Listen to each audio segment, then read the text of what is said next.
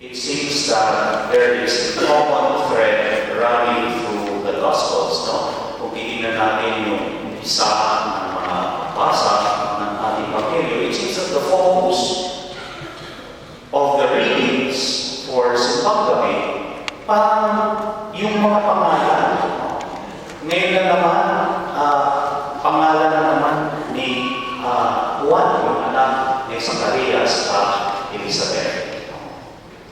Yung pong pangalan na Juan, mga kapatid, ang kahulugan po niyan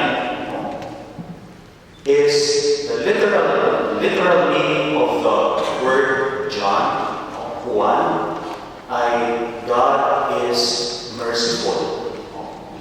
Ang Diyos na maawain. At kung titingnan namin yung buhay ni San Juan Bautista, siya po ang nangunguna kay Jesus.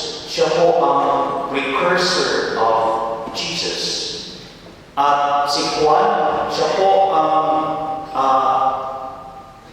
kumbaga, siya yung nauna upang hamunin, upang ibigay, at upang sabihin sa mga tao na kailangan na nilang baguhin ang kanilang mga buhay.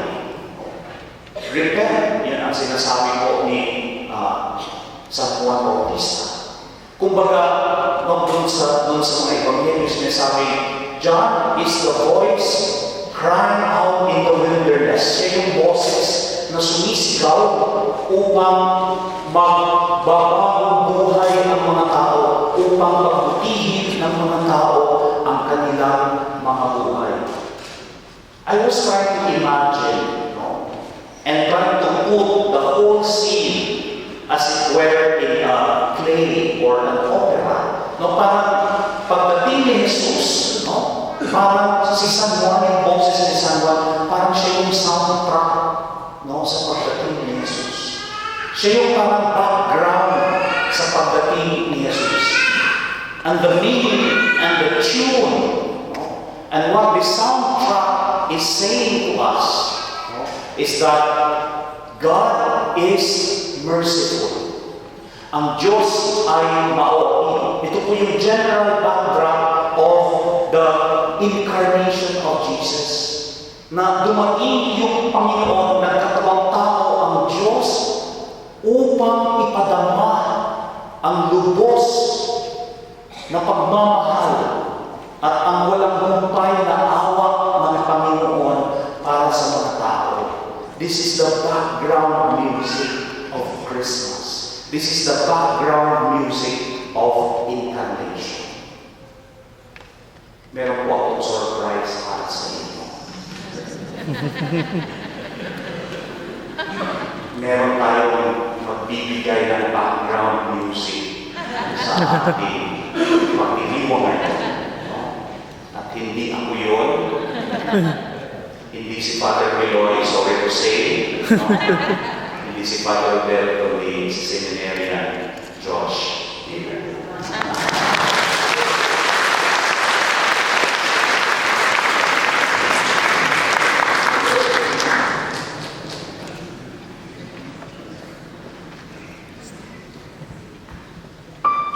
Amen.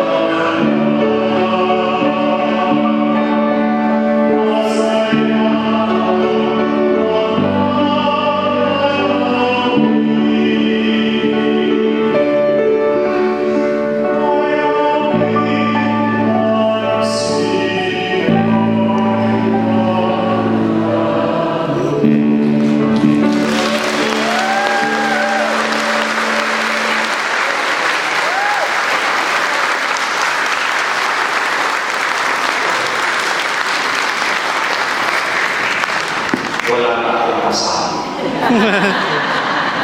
Kaya po, siguro, nung marinig natin yung napakaganda ng boses ni Sinner and Josh Dinner, no? Siguro, I will just leave a few questions for us. No? The name John the Baptist, or John, is a soundtrack of God's mercy. And we hear a beautiful song about the soundtrack of our Christmas. The love, peace, and joy. Siguro kung kakantayin ng mga anghel ngayon for us this Christmas, ano kaya ang soundtrack na kakantahin ng mga anghel para sa mga biktima doon sa Tacloban, para sa ating mga pamilya, para sa ating personal na buhay, para sa ating pamilya? What music would that be? What music will they sing for us